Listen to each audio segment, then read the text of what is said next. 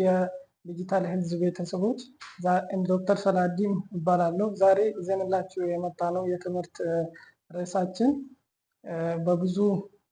በብዙዎች ዘንድ ጥያቄ የሚፈጥር ነው እና ከዶክተር ጋር ዘለቅ ያለ ቆይታ የምናደርግ ይሆናል።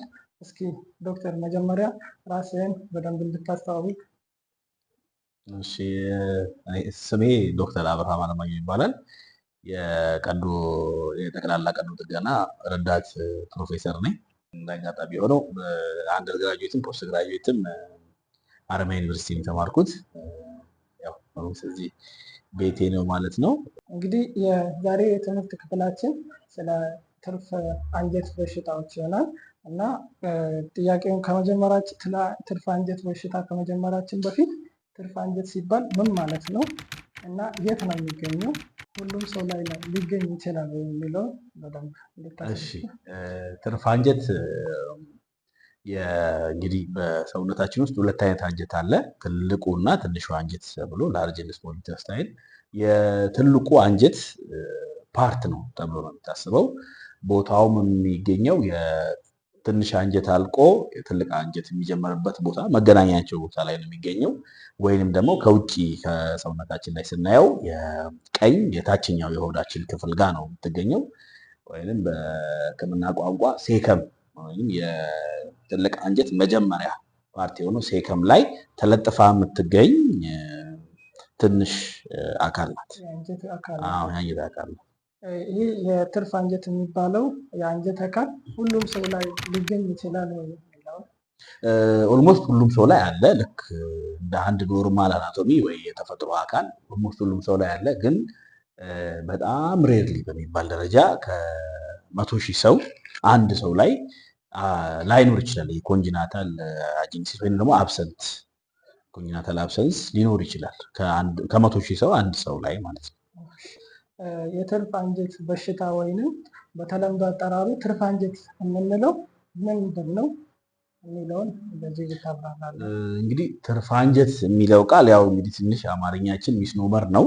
ኖርማሊ ትርፍ አንጀት ወይም አፔንዲክስ የምንላት አካል የትልቁ አንጀት ተቀጥያ ላይ ያለች አንድ ኖርማል የሆነች የሰውነታችን አካል ነች እና ግን በበሽታ ደረጃ ሲሆን ግን እኛ ትርፍ አንጀት የምንለው የትርፍ አንጀት መቆጣት ነው። ያው በሽታ የሚሆነው ትርፍ አንጀት ሲቆጣ ወይም ሲቆስል ወይም በሕክምና ቋንቋ ደግሞ ኢንፍሌምድ ሲሆን የአፔንዲሳይተስ የምንለው ነው በሽታ። በተረፈ ትርፍ አንጀት ኖርማል የሰውነታችን አካል ነው። ግን መቆጣት ወይም ደግሞ መቁሰል ሲኖር ኢንፍላሜሽን ሲኖር አፔንዲሳይተስ እንለዋለን ወይ የትርፍ አንጀት በሽታ እንላለን ማለት ነው። ምልክቶች ውስጥ ምን ሊሆኑ ይችላሉ?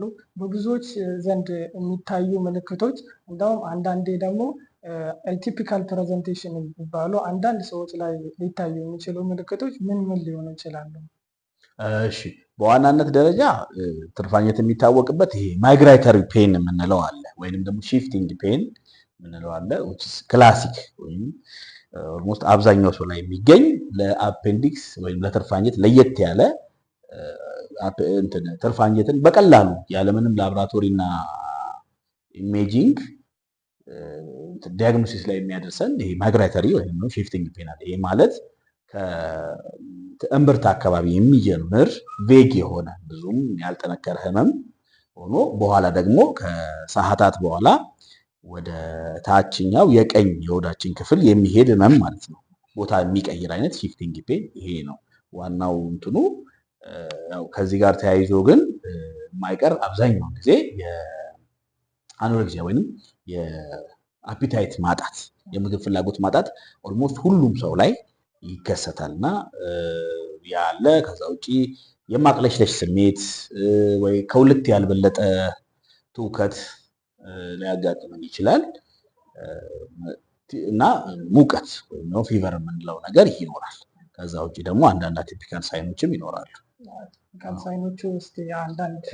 አቲፒካል ሳይኖቹ ያው ትርፍ አንጀት እንግዲህ የተለያየ ቦታ ሊኖራት ይችላል። ምክንያቱም ቲፕ እና ቤዝ የምንለው አለ አናቶሚካሊ። ይህም ማለት ነው ጫፏና ወይም መቀመጫው ተመሳሳይ ነው። ሴከም ላይ ነው ተለጥፎ የሚገኘው ግን ጫፏ የተለያየ ቦታ ሊይዝ ይችላል። ይሄ ምን ማለት ነው?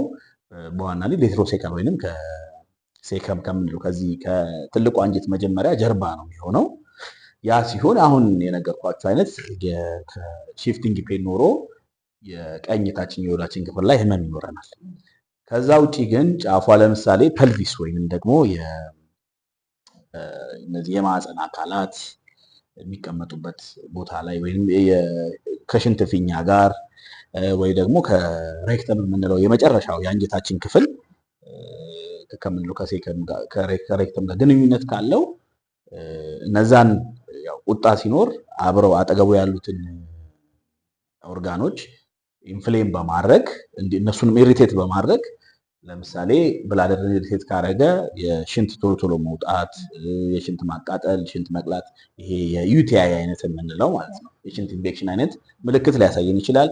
ወይ ደግሞ ሬክተምን ደግሞ ከነካ ያን ኢሪቴት ካረገ ደግሞ ተቅማጥ ስግር ዲያሪያ የምንለውን ሊያስከስትብን ይችላል።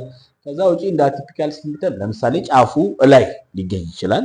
ላይ ሰብሄፓቲክ ወይንም ወደ ጉበት አካባቢ ከተገኘ ህመሙ የታችኛው የሆዳችን ክፍል ላይ ሳይሆን የላይኛው የቀኝ የሆዳችን ክፍል ላይ ሊሰማን ይችላል።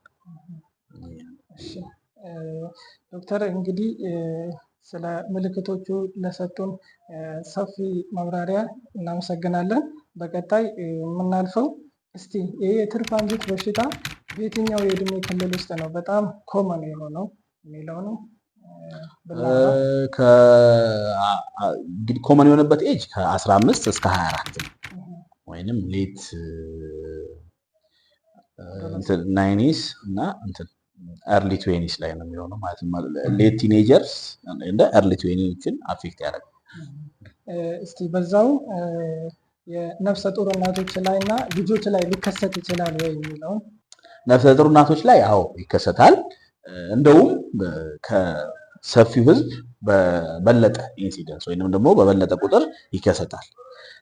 ሲከሰት ደግሞ ምን ለየት ያደርገዋል ለሚለው ያው የማህፀን እድገት ስለሚኖር በእርግዝና ወቅት ትርፍ አንጀት ወደ ላይ የመገፋት ባህሪ ይኖራታል። ስለዚህ ህመሞቹን በብዛት የላይኛው የሆዳችን ክፍል ላይ ፊል ልናደርግ እንችላለን። ሌላ ደግሞ ያው በእርግዝና ወቅት ብዙ ፔን ዲስኮምፈርት ምናምን ስለሚኖር እናቶች ላይ የትርፍ አንጀትን ህመም ሚስ የማድረግ ወይ ኦቨርሎክ የማድረግ ነገር ሊኖር ይችላል። እና ምንድነው ዋናው ነገር ዲያግኖሲስ ዲፊካልቲ ይፈጥራል። ብዙ ጊዜ በኢሜጂንግ ካልሆነ በስተቀረ ዲያግኖስ ማድረግ ያስቸግረናል። ግን ደግሞ ቁጥሩ ደግሞ ይጨምራል በእርግዝና ወቅት።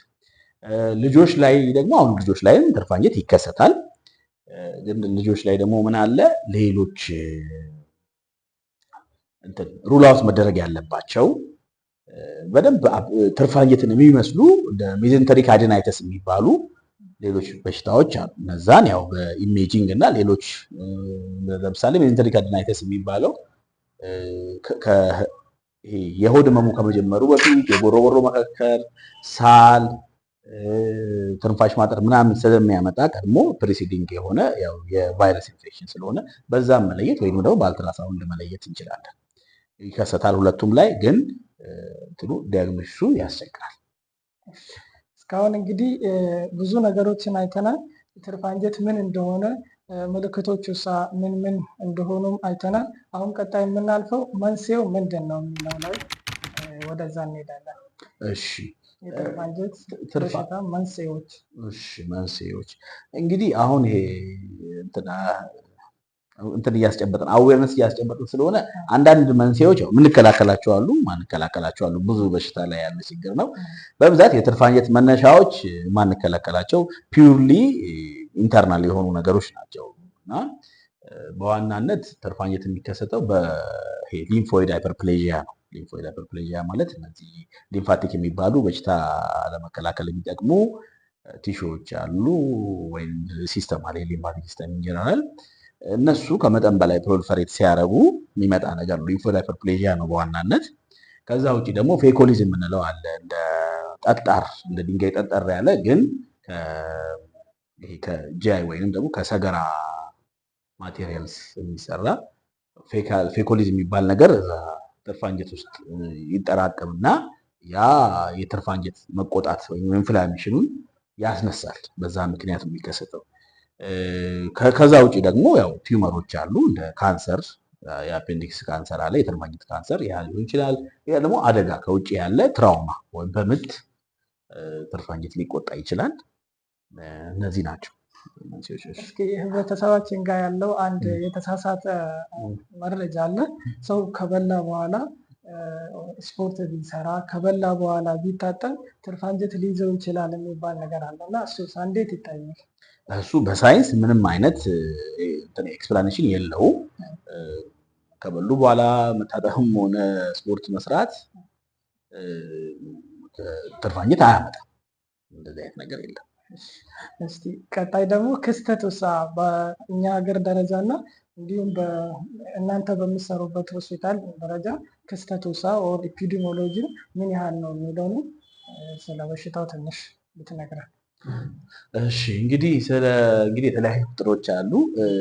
ኖርማሊ አንድ ሰው በህይወት ዘመኑ እንግዲህ በሰርጀሪ ዲፓርትመንት ውስጥ በተለይ በምሰራበት የጠቅላላ ቀዶ ጥገና ዲፓርትመንት ውስጥ ከፍተኛ ቁጥር የሚይዘው በሽታ አፔንዲክስ ነው።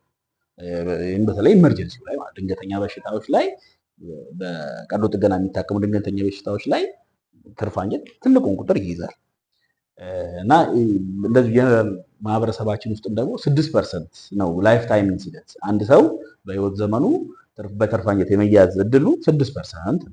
ትልቅ ቁጥር ነው። ከ12 ሰው አንድ ሰው እንደማለት ነው። ትልቅ ቁጥር ነው። ሌላ ኢንሲደንሱ በዓለም ላይ ያለው ኢንሲደንስ ደግሞ ጀነራሊ ደግሞ ስናየው ወደ 233 ከ100 ሺህ ሰው መሀል በየአመቱ የመያዝ እድል አለ። ከ100 ሺህ ሰው ነዋሪ ውስጥ ወደ 200 ሰው ወይም ደግሞ 2 ሰው ከ1 ሺህ ሰው ማለት ነው። 1 ሺህ ሰው ቢኖር አንድ ማህበረሰብ ውስጥ ከዛ ውስጥ 2 ሰው በየአመቱ በትርፍ አንጀት የመያዝ እድል አለ። ስለዚህ ይሄ ቁጥር በጣም ትልቅ ቁጥር ነው ማለት ነው። እስቲ ቀጣይ የምናልፈው ደግሞ እንዴት ነው አንድ ሰው ትርፍ አንጀት አለው ወይ የሚለው መመርመሪያ አለን ወይ እንዴት ነው ዲያግኖስ የምናደርገው የሚለው። እሺ ያው እንደነገርኳችሁ እንግዲህ ፎርቹኔትሊ የትርፍ አንጀት ምልክቶች እንትን ናቸው፣ ግልጽ ናቸው። ለዲያግኖስ ለማድረግ አያስቸግርም። አብዛኛው ሰው ላይ ምናልባት ሴቶች በስፔሻሊ ነፍሰ ጡር የሆኑ ሴቶች ላይ ወይ ህጻናት ላይ ካልሆነ በስተቀር አብዛኛው ሰው ላይ በምልክቶቹ ብቻ ዲያግኖስ ላይ መድረስ ይቻላል። ግን ከዛ ውጪ በጣም የሚጠቅመን እንትን ኢሜጂንግ አልትራሳውንድ አለን። በአልትራሳውንድ ቀላል ነው፣ አቬለብል ነው፣ ቺፕ ነው፣ ርካሽ ነው፣ ይገኛል ሁሉም ቦታ ላይ ያለ ውስጥ። ስለዚህ በዛ ተጠቅመን ዲያግኖሲስ ላይ መድረስ እንችላለን። በአልትራሳውንድ ይታወቃል ማለት ነው የትርፍ አንጀት በሽታ መኖር አለመኖር፣ የትርፍ አንጀት መቆጣት አለመቆጣት። ከዛ ውጭ ደግሞ ያው በደም ምርመራ ላይ የነጭ የደም ሴል መጨመር ወይ ግሉኮሳይቶሲስ የምንለውም ደግሞ ሌላ ሰፖርቲቭ ኤቪደንስ ወይንም እንደ ሌላ ማስረጃ ማጠናከሪያ ይጠቅመናል። በተረፈ ግን በዋናነት አልትራሳውንድ ትርፍ አንጀትን ዲያግኖስ ለማድረግ ይጠቅመናል። ስለ ትርፍ አንጀት በሽታ እንግዲህ ብዙ ነገር አውርተናል። አሁን ደግሞ ትርፍ አንጀትን መከላከል እንችላለን ወይ የሚለው ፕሪቨንት ማድረግ እንችላለን የሚለው ነገር። ትርፍ አንጀትን በዋናነት ያው ቅድም እንደገለጽኩት ምልክቶቹ ከውጭ ከኤንቫይሮንመንታል ፋክተር የሚመጡ ነገሮች ስላልሆኑ ኦልሞስት መከላከል የሚቻል ነገር አይደለም። እነዚህ ትራውማ፣ ወርም፣ ትላትል ምናምን እንደ አንድ መንስኤ ይነሳሉ። ግን በጣም ትንሽ ፐርሰንት ስለሆነ አካውንት የሚያደርጉት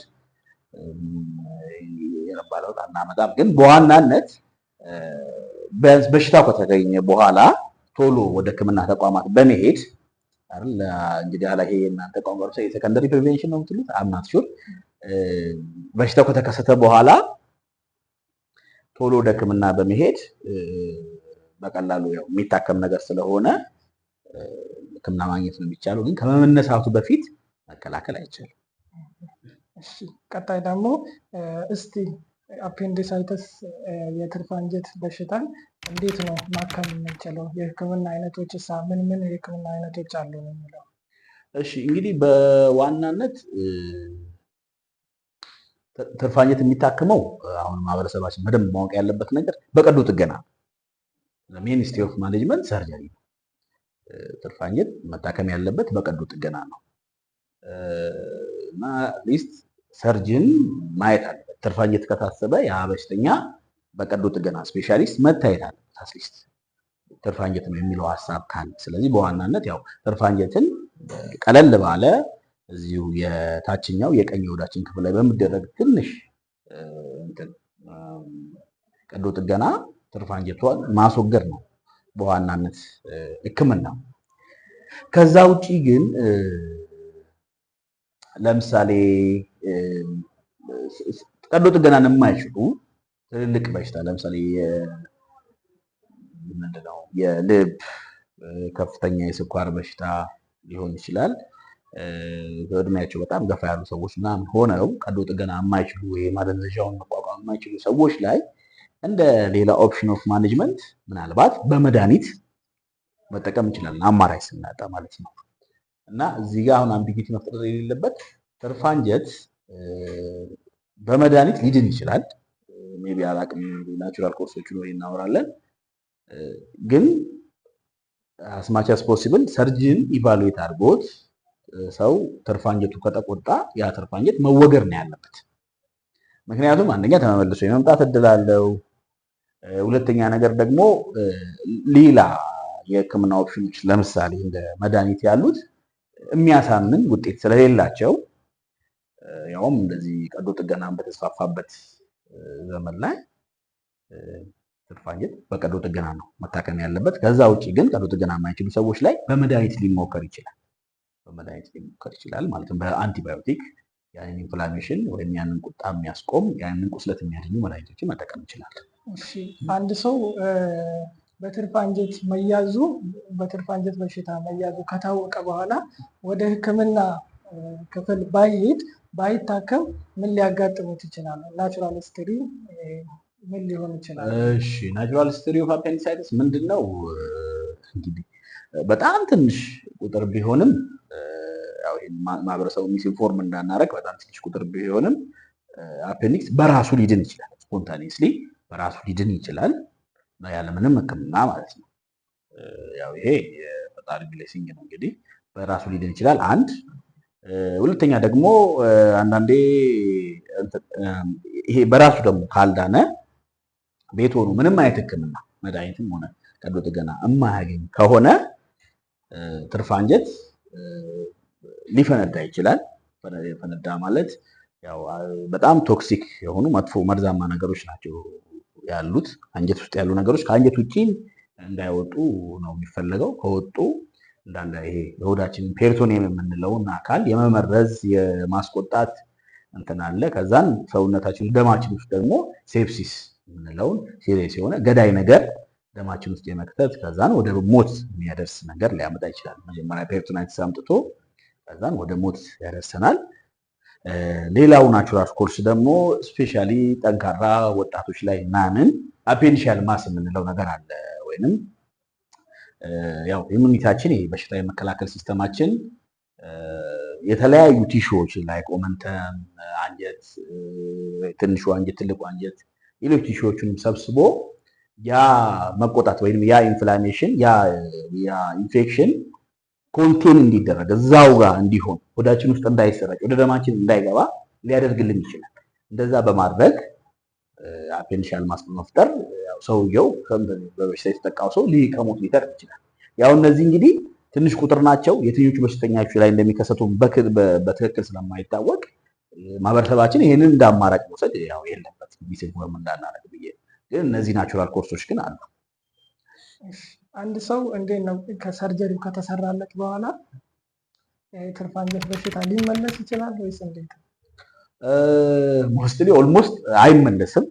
ግን እንደዚህ እንደ ሬር ሴናሪዮ እንትን የምንለው ነገር አለ። ያው ትርፍ አንጀት ተቆርጦ ነው የሚወጣው። ግን አንዳንዴ ተቆርጦ የቀረው ፓርት ትልቅ ከሆነ ሬርሊ ስታምፕ አፔንዲሳይትስ የምንለው አለ። ከዛች የቀረችው ፓርት እንግዲህ ከ1 ሴንቲሜትር አካባቢ ነው የምናስቀረው ወይ ከዛ በታች። ያቺ የቀረችው ፓርት ተቆጥታ ስታምፕ አፔንዲሳይትስ የሚባል ነገር ሊከሰት ይችላል። ከዛ ውጪ ያው ትርፍ አንጀት ተመልሶም ስለማይበቅል በአፔንዲሳይትስ የመያዝ እድል አይኖርም ማለት ነው። ከትርፍ አንጀት በሽታ ሕክምና ጋር በተያያዘ ለምሳሌ አንድ ሰው ሰርጀሪ ከተሰራለት በኋላ ምን አይነት ነገር ሊከሰት ይችላል? ወደፊት ሊያጋጥሙት የሚችሉት ነገሮች ሊኖሩ ይችላሉ? አንድ ሰው ሰርጀሪ ከተሰራለት ወደፊት የሚያሰጋ ነገር ሊኖር ይችላል ወይ? አሁን ያው እንግዲህ በቀዶ ጥገና ወቅት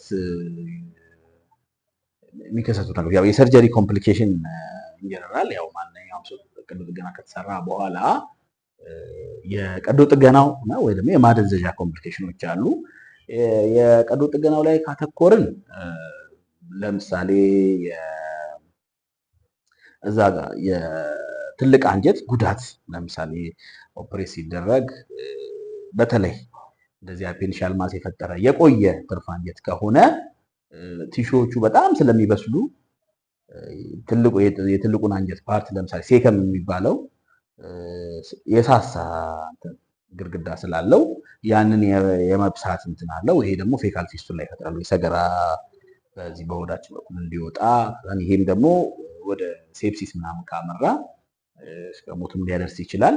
ያው ኢንሲደንሱ ሎ ቢሆንም ያው በትክክለኛ ባለሙያ በቀዶ ጥገና ስፔሻሊስት ስለሚሰራ አብዛኛውን ጊዜ ይሄ ነገር ባይከሰትም ማለት ነው። ከዚህ ውጪ ያው እንዳልኩ ስታፕ አፔንዲሳይተስ ቅድም ያልኩ ኮምፕሊኬሽንም እንደ አንድ አፔንዲክስ ሰርጀሪ በኋላ ሊከሰት የሚችል ነገር ነው።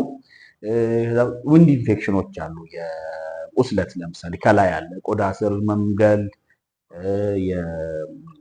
የቁስል አለመዳን፣ መከፈት ምናምን ቦታው ላይ የመቅላት የማበጥ ነገር ሊከሰት ይችላል። ውንድ ኢንፌክሽን የምንለው ማለት ነው። አንድ ሴናሪዮ ይሄ ያለ።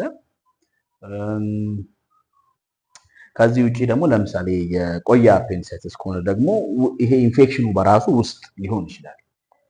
ኢንትራ አብዶሚናል አብሰስ ማለት ነው። ኮሌክሽን ሊፈጥርብን ይችላል። ያው ሰርጂካል ሳይት ኢንፌክሽን የምንለው የተለያዩ ክፍሎች አሉት ወይም ክላሲፊኬሽን የምንለው አለ። ያው ኢንፌክሽናችን ከላይ ሊሆን ይችላል ቆዳ ስር ማለት ነው።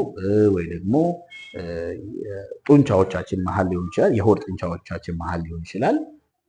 ሌላ ደግሞ ውስጥ ደግሞ አንጀታችን አጠገብ ሊሆን ይችላል። ኢንፌክሽን እዛ አካባቢ መግል መጠራቀም ምናምን ሊሆን ይችላል። ፖሲብል ኮምፕሊኬሽኖቹ ማለት ነው ትርፍ አንጀት ከተሰራ በኋላ። እነዚህ ኮምፕሊኬሽኖች እንግዲህ አውርተናል እና አንድ ሰው ምን ሲሆን ነው ወደ ሰርጀሪ ከተሰራለት በኋላ ምን ቢያጋጥመው ነው አሁንም ተመልሶ ወደ ጤና ተቋም መሄድ ያለበት? ይሄ ከተከሰተ በኋላ እንግዲህ እነዚህ ኢንፌክሽኖችም ስላሉ የቁስል መምገድ አሁን እንዳለው የመግል መውጣት በቁስሉ ቦታ ላይ ቁስሉ ገጥሞ አለመዳን ካለ ምናልባት ደግሞ ውስጥ ያሉ ኢንፌክሽኖች አንዳንዴ በምን ይገለጻሉ? ሰገራ እምቢ ማለት፣ ማስታወክ፣ ሙቀት ከተሰማው የሰገራ ለመውጣት ሙቀት ምናምን ካለ ተመልሶ ወደ ጤና ተቋም መሄድ ይኖርበታል። የመጨረሻ ጥያቄያችን ነው እና ከትርፍ አንጀት በሽታዎች ጋር በተያያዘ እንዴት ነው በስራ ዓለም ላይ ያጋጠመህ ነገር፣ ተማሪ ያለ ፖስት ግራጁዌት ላይ ያጋጠመህ ነገር ካለ? እሺ እንግዲህ ያው አሁን ስፔሲፊክ ነገር ድንገት ማስታወስ ቢከብደኝም ያው ምን አለ መሰለህ ለምሳሌ ቅድም እንዳልከው ትርፍ አንጀት የሌለው ሰው አጋጥሞኝ ያውቃል። ላስት ይር ፕራክቲስ ላይ መሰለኝ ሳልመረቅ በፊት የመጨረሻ ዓመት የሰርጀሪ ተማሪ ሆኜ ትርፍ አንጀት የሌለው ሰው አጋጥሞኝ ያውቃል። ይሄ ለእኔ የተለየ ኤክስፒሪየንስ ነው። ከዛ ውጪ ከመጠን በላይ በጣም ረዥም የሆነ ትርፍ አንጀት ያጋጥማል። ለእንትን የማይመች ማለት ነው። እንዲህ ናቸው። አሁን ግን ስፔሲፊካሊ ያው ስላልተዘጋጀሁበት ገጠመኞችን አላስታውሳቸውም። እንግዲህ ፕሮግራማችን በዚህ ያበቃል። እንግዲህ እናመሰግናለን። እሺ